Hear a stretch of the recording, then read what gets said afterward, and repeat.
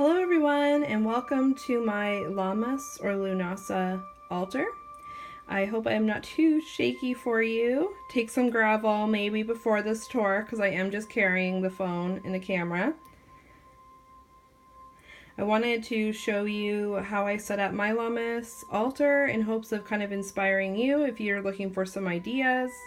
I know it's not the most Lammas-ish altar in the world. I'm hoping to get some ears of corn on here and maybe a little cornucopia or something like that. But until then, this is what I've got for now. And I'll just walk you through kind of what's on here. Of course, Lammas is the first harvest festival. We're kind of moving into that darker time of the year, the waning time. And with this festival, we are celebrating the sacrifice of the gods so that we have food and grain to sustain us through the winter that's coming. And I feel like this is a wonderful time of year to just take stock of all the wonderful things in your life, all the blessings you received over the summer and the spring months, and it's time to start thinking about what you want to sacrifice to better yourself. We'll begin right in this little nook.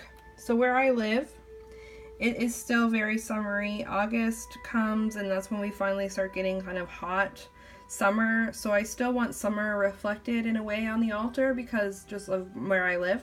Anne of Green Gables is my summer symbol. I read these books every summer, one a year, and I just kind of, it's a ritual for me. It's been 3 years strong, so I have Anne on the altar still, and she'll remain here until the till May Bon. This jar just is a collection of, like, there's a piece of solidite, or however you say it in there. There is some dried herbs in there, spirit bells, just all kinds of stuff. So it's just a couple of old herbs and things that I've dried or collected over the summer. Rosary for Mary. So she's here. She's not as obvious as Nick's over here, but she's definitely being represented. So we have the Blessed Mother. And then we have some more mother imagery for the goddess. So she's getting ready to give birth at Yule, so wanted some pregnancy mother energy here. This little collection of sticks are my various wands. This besom I made with a friend about 3 or 4 Lammases ago. And this is actually from our Christmas turkey 2 years ago. Some feathers from birds that I've collected over the summer. One from a friend. I love the look of this little pot. I don't know what it is though. This angel here belonged to my grandfather, and I've been missing him a lot lately, so I've put this on the altar to represent him. The point in saying that, I suppose, is to let you know that regardless of what time of year it is or what holiday it is, your altar is a spiritual place, so feel free to add anything you want. And even if you do themes by the different seasons like I do, you can still include little reflections of your loved ones. Way in the back here I have the Death card, and this is from the Witch's Tarot, which is a hilarious tarot deck. Like, the images are just so bad, it's so cheesy. I'm actually going to do a video on it because it's so hilarious. But the point is to have the Death card back here because as we grow closer to Samhain, I will include more death imagery on the altar, and we will have more skeletons and more death cards and things like this. So right now he's just kind of in the shadow. He's coming. Little crows, because crows make me think of harvest and fields and all of that kind of stuff. A rabbit's foot that my dad preserved for me. Again, to represent that sacrifice of life. We did not kill the rabbit, we found it. Just make that very clear. The god and his horned aspect. I love the god as the deer at this time of year. It's how I always envision him.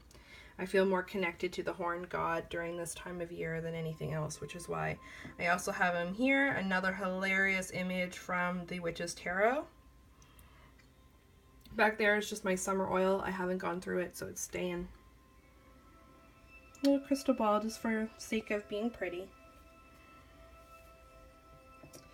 Okay, so here's where, like I say, I don't have a whole lot of Lammas stuff, like to decorate for Lammas, so I decided to use tarot cards to decorate. These are from the Book of Shadows Tarot, which is an absolutely gorgeous, gorgeous deck. And again, that horned god representation. The goddess moving into her crone aspect. After she gives birth, of course, but yeah.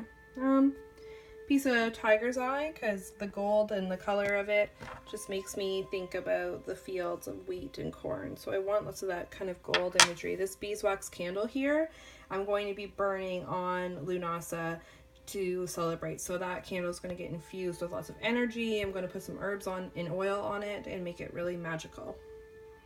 And this little guy, his name's Alex, as I've named him, because he reminds me of a Clockwork Orange.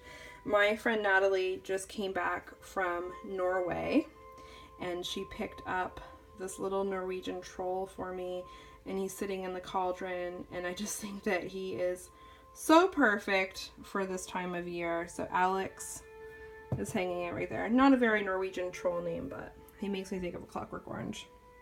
So I guess that's it. That's the altar. Those flowers that you see, these are actually lilies, and they're called Nosferatu. They come out blood red, and then this little purple flower. These are from my garden, and as the purple flowers petals have been dropping, I've been collecting them with some violets here, and just to kind of represent that harvest time. And I hope the lilies will bloom in here. They're starting to open up, so. And yeah, I don't think I missed anything. Some pretty little spirit bells. Gotta have them. Whoops, that's okay. Tearing down the altar while I'm trying to show it off. Switched out the blue lights for white lights, which will remain probably through till Samhain, and then I'll be putting some more Halloween-ish kind of vibe lights going on. But until then, this is what I have. This is the Lammas Altar. I wish you a very happy Lammas and harvest, and I hope that you take some time to think about your many blessings and what you plan to sacrifice. And I hope you have an amazing day, and thank you so much for watching. Bye.